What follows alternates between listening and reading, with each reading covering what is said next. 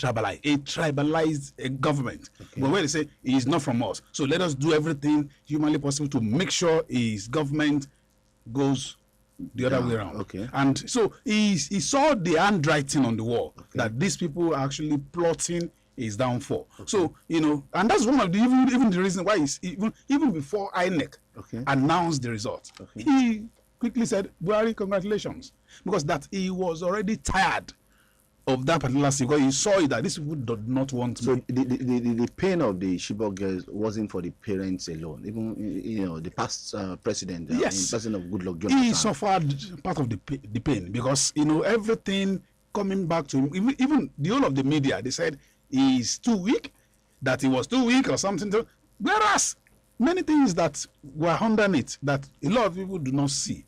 So he felt bad. Even his wife cried on national television that what is happening, because they knew what exactly happened, that this thing was an organized crime. It was an organized crime. I may not say from executive organized crime in the state, yeah, but it was an organized crime by the elite in that society to discredit the government of Jonathan. So now, if so because a lot of things that Nigerians are, up to today are still worried about was based on the fact that many people believe that it was indeed a gang up. Mm-hmm. But if as it was then, and based on what we have now. You talked about the current governor, the governor then, who is now the current vice president, yeah, and yet no solution to, we have 91, 96 still not accounted for as we speak now. So now, if we have done 10 years after, and in the process of coming to 10 years, we had a president then who ruled for 8 years. But in his race to become, the president of Nigeria, he assured the parents, he assured Nigerians, you understand, if we need to go back to the former president who was then the, presidential candidate of the All Progressive Congress, while addressing a town hall meeting in Abuja in March, say, we promised to rescue the girls, noting that his administration would immediately roll out plans to end insurgency in the country if elected. That was 2015 March, I must say.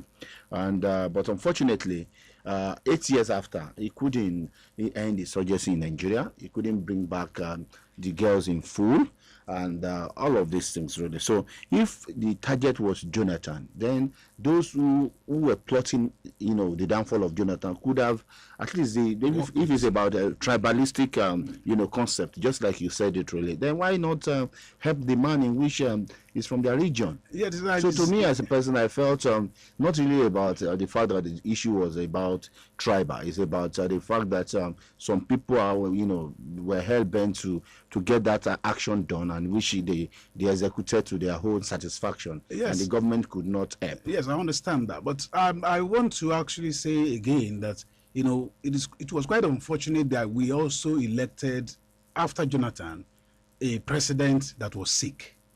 That actually, that Nigerians might not take, because at least for close to 1 year, he was out of Nigeria. Okay. On sick bed. So definitely we elected somebody that was sick. No. But beyond that, really, right? Don't forget that when you talk about government, somebody is just to lead. There are other people to make it right. You are very right. The vice president, the man from Ogun State as well, the person of Yemi Osinbajo, yes, was in capacity. in acting capacity on several occasions. You understand? We have ministers. We have all other players in that government. I understand that. I wouldn't want to say that because the head is not available or at a time wasn't available. The problem here is this. Okay. The Constitution of Nigeria gave all the powers to the president and commander-in-chief. Which you can delegate the power. Don't take that away. Unfortunately, Buhari never delegated the power. He did. It was after so many cries, after about 160-something days. But he did. That was later. He delegated. And that one, let me tell you, yes, he did thereafter. Yeah. He did thereafter. But the truth is this. We are still talking about somebody that is more experienced. Unfortunately, Osinbajo had no experience when he came in. he had never been even a governor before. So the rudiments of government, he may not really understand what that means. Particularly talking about controlling the armed forces.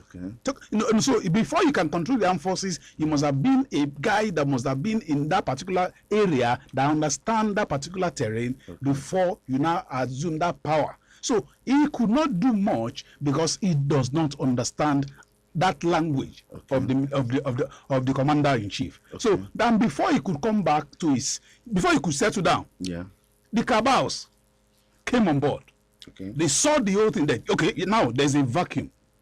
They came in, and that was why even Aisha Buhari shouted that the cabals would not allow my husband to do anything. And we've seen everything, and we may not even be out of it. In fact, it may not even happen at the place when you say if it is even the cabals that sponsored what happened back then during Jonathan, and they are still doing the same thing now, because that is where they are getting something from.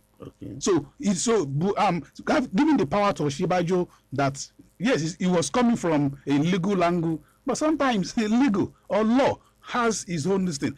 Understanding, having an experience of the job is another thing. Do you know that if Professor Yemi Oshibajo is listening to you now, he will just be shaking his head and be asking that, I don't know the last time, I don't know if I've seen this man experience in leadership. So I think nobody will even take it from He has experience in leadership. Leadership is in the husband of the house. You have an experience. You are holding a brief. You are opening a brief for Buhari's government inability to rescue these girls in total for